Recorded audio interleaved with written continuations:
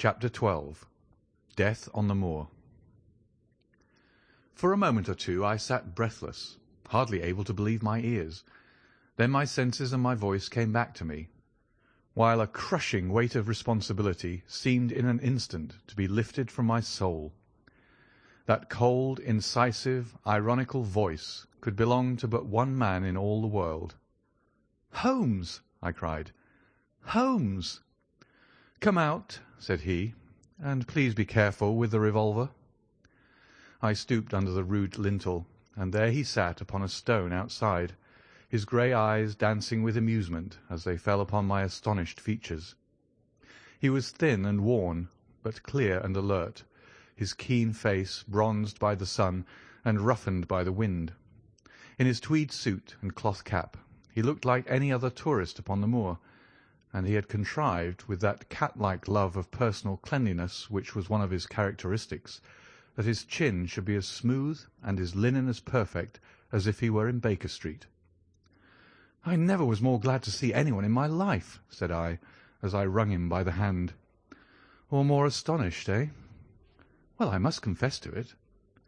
"The surprise was not all on one side, I assure you. I had no idea that you had found my occasional retreat, still less that you were inside it, until I was within 20 paces of the door." "My footprint, I presume?" "No, Watson. I fear that I could not undertake to recognize your footprint amid all the footprints of the world. If you seriously desire to deceive me, you must change your tobacconist, for when I see the stub of a cigarette marked Bradley, Oxford Street, I know that my friend Watson is in the neighbourhood. You will see it there beside the path. You threw it down, no doubt, at that supreme moment when you charged into the empty hut." "Exactly." "I thought as much, and knowing your admirable tenacity, I was convinced that you were sitting in ambush, a weapon within reach, waiting for the tenant to return. So you actually thought that I was the criminal?" "I did not know who you were, but I was determined to find out." "Excellent, Watson. And how did you localize me? You saw me, perhaps, on the night of the convict hunt, when I was so imprudent as to allow the moon to rise behind me." "Yes, I saw you then." "And have no doubt searched all the huts until you came to this one?" "No, your boy has been observed, and that gave me a guide where to look." "The old gentleman with the telescope, no doubt." "I could not make it out when first I saw the light flashing upon the lens." He rose and peeped into the hut. "Ha! I see that Cartwright has brought up some supplies. What's this paper? So you've been to Coombe Tracey, have you?" "Yes." "To see Mrs. Laura Lyons?" "Exactly." "Well done. Our researches have evidently been running on parallel lines, and when we unite our results I expect we shall have a fairly full knowledge of the case." "Well, I'm glad from my heart that you are here, for indeed the responsibility and the mystery were both becoming too much for my nerves. But how in the name of wonder did you come here, and what have you been doing? I thought that you were in Baker Street, working out that case of blackmailing." "That was what I wished you to think." "Then you use me and yet do not trust me?" I cried with some bitterness. "I think that I deserve better at your hands, Holmes." "My dear fellow, you have been invaluable to me in this as in many other cases, and I beg that you will forgive me if I have seemed to play a trick upon you. In truth, it was partly for your own sake that I did it, and it was my appreciation of the danger which you ran which led me to come down and examine the matter for myself. Had I been with Sir Henry and you, it is confident that my point of view would have been the same as yours, and my presence would have warned our very formidable opponents to be on their guard. As it is, I have been able to get about as I could not possibly have done had I been living in the Hall, and I remain an unknown factor in the business, ready to throw in all my weight at a critical moment." "But why keep me in the dark?" "For you to know could not have helped us, and might possibly have led to my discovery.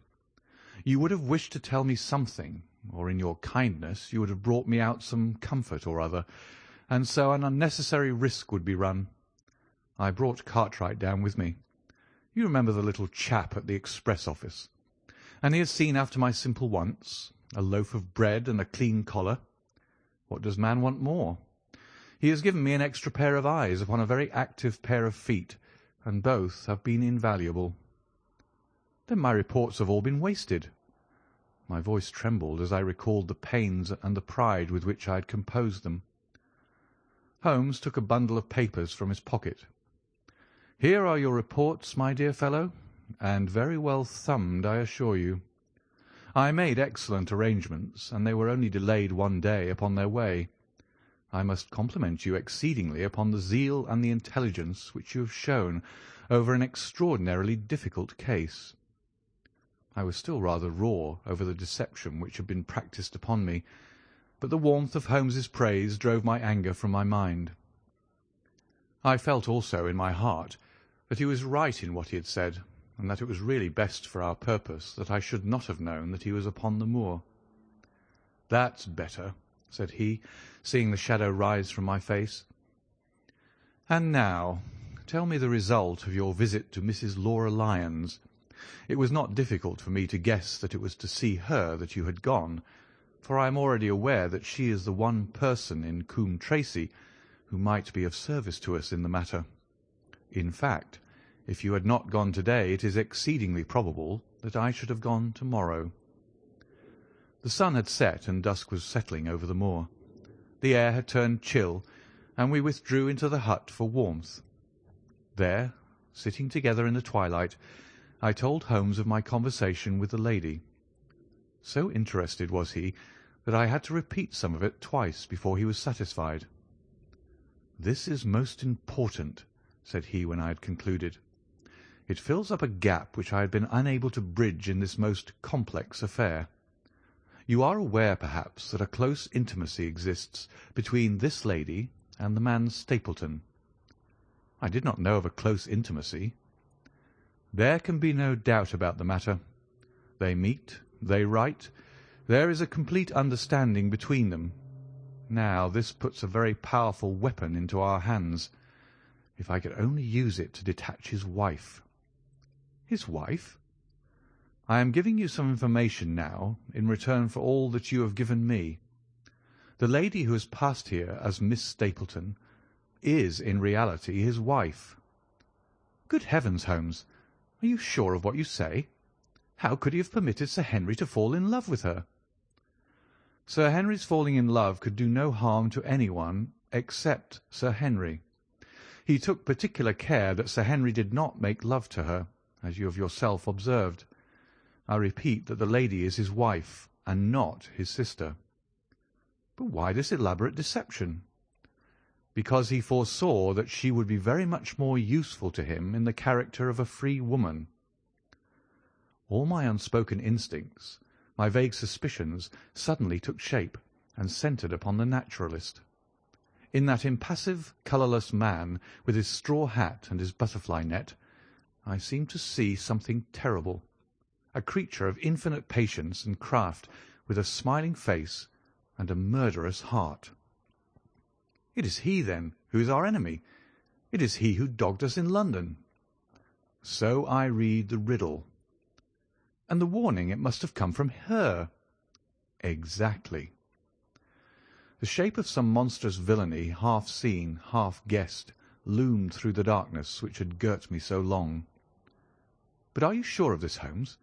How do you know that the woman is his wife?"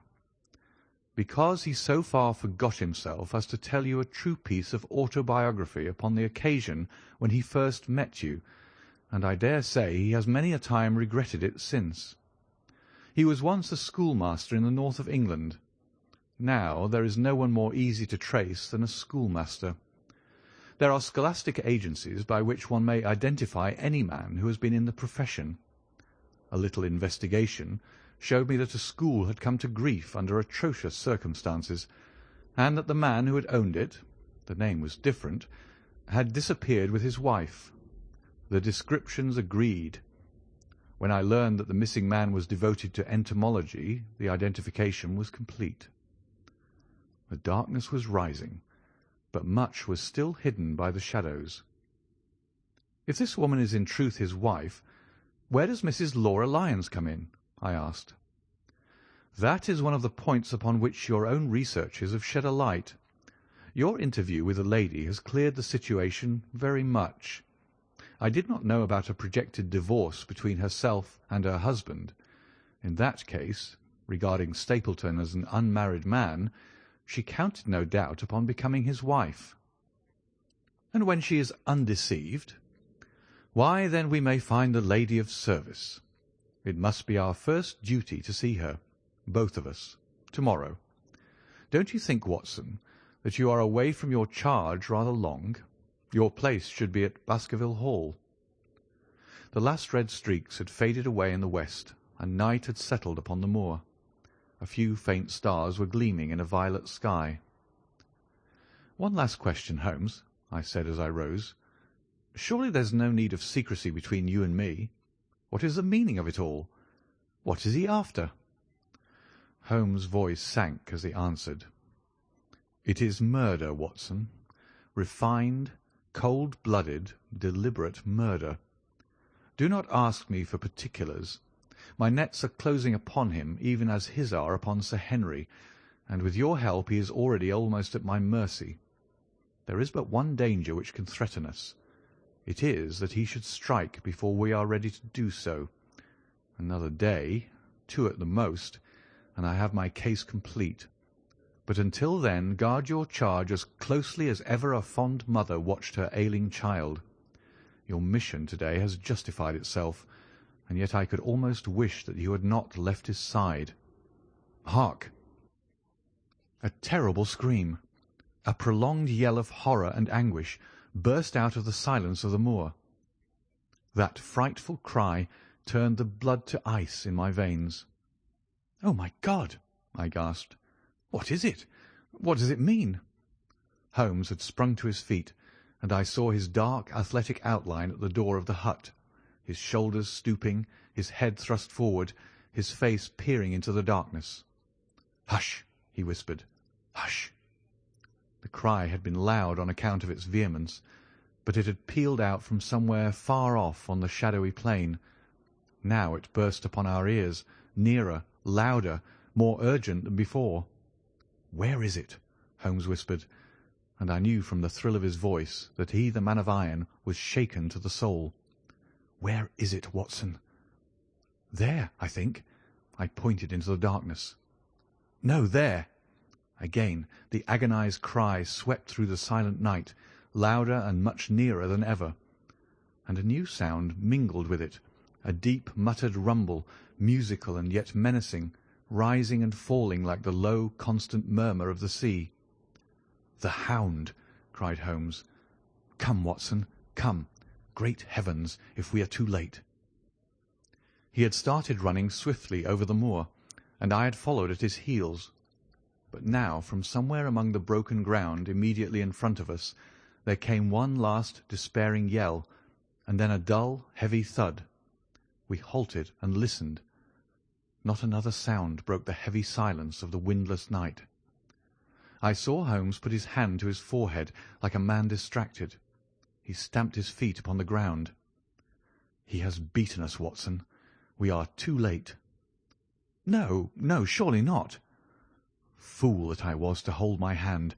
And you, Watson, see what comes of abandoning your charge. But by heaven, if the worst has happened, we'll avenge him. Blindly we ran through the gloom, blundering against boulders, forcing our way through gorse bushes, panting up hills and rushing down slopes, heading always in a direction whence those dreadful sounds had come. At every rise Holmes looked eagerly around him, but the shadows were thick upon the moor, and nothing moved upon its dreary face. "Can you see anything?" "Nothing." "But hark! What is that?" A low moan had fallen upon our ears. There it was again, upon our left. On that side a ridge of rocks ended in a sheer cliff which overlooked a stone-strewn slope. On its jagged face was spread-eagled some dark, irregular object. As we ran towards it, the vague outline hardened into a definite shape. It was a prostrate man, face downward upon the ground, the head doubled under him at a horrible angle. the shoulders rounded, and the body hunched together as if in the act of throwing a somersault. So grotesque was the attitude that I could not for the instant realize that that moan had been the passing of his soul. Not a whisper, not a rustle rose now from the dark figure over which we stooped. Holmes laid his hand upon him and held it up again with an exclamation of horror.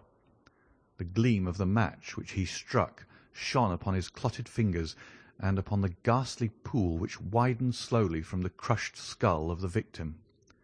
And it shone upon something else which turned our hearts sick and faint within us, the body of Sir Henry Baskerville.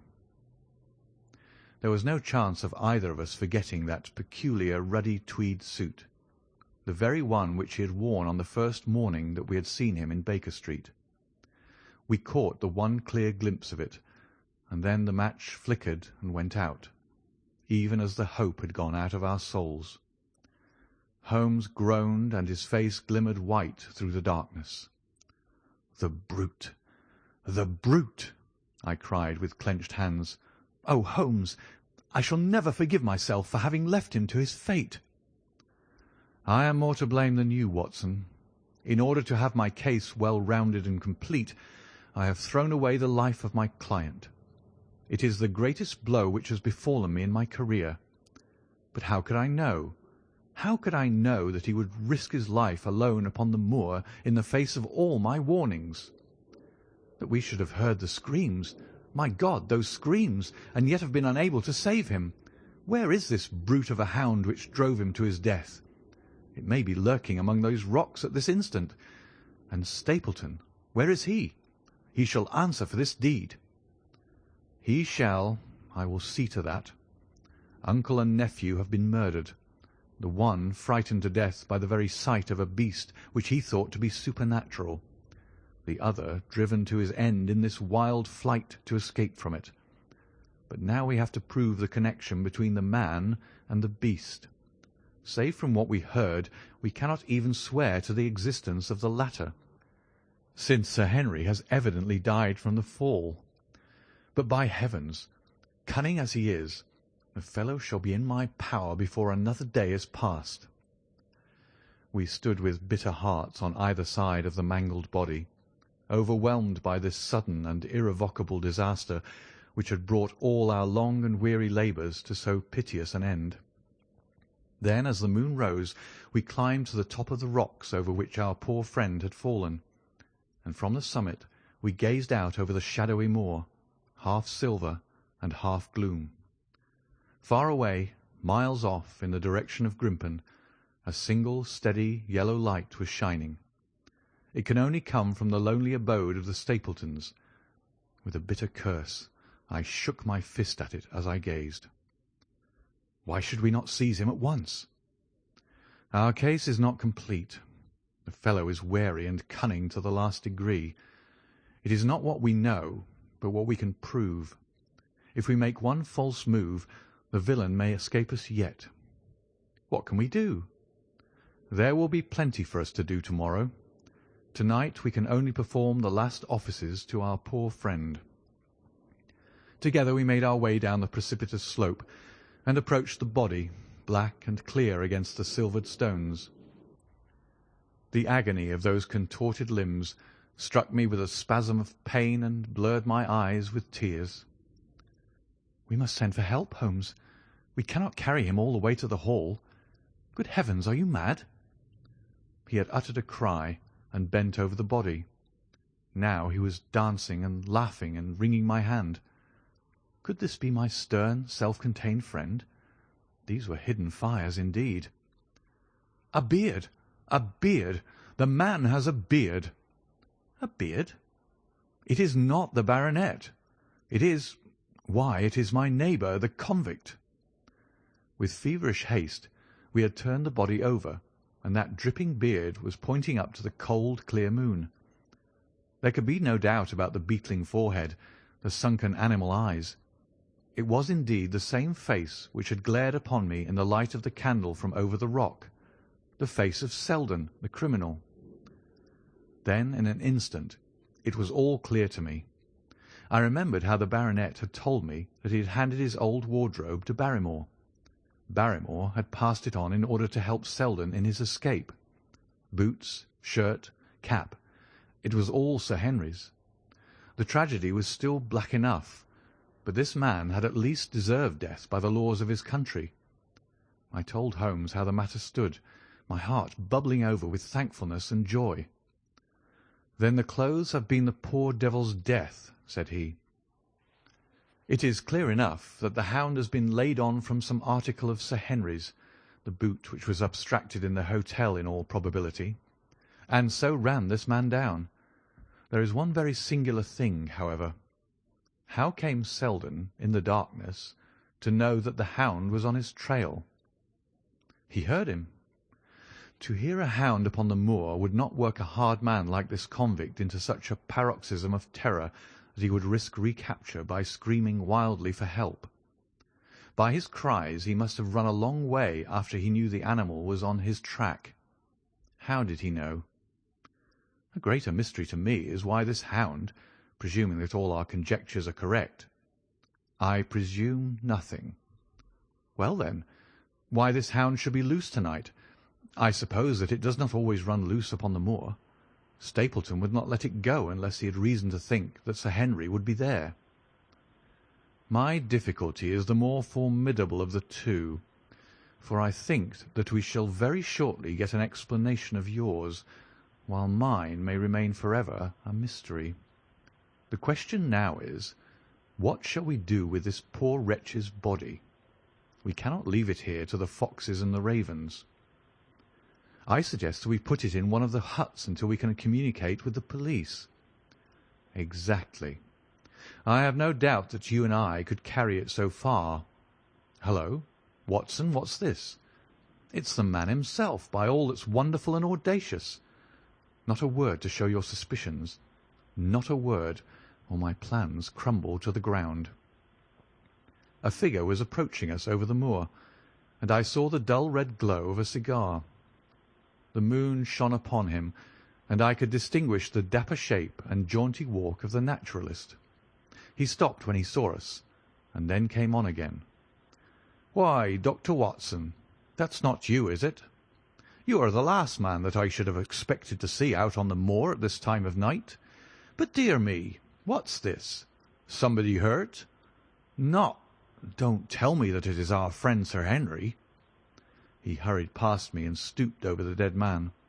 I heard a sharp intake of his breath, and the cigar fell from his fingers. Who's this?" he stammered. "It is Selden, the man who escaped from Princetown." Stapleton turned a ghastly face upon us, but by a supreme effort he had overcome his amazement and his disappointment. He looked sharply from Holmes to me. "Dear me, what a very shocking affair! How did he die?"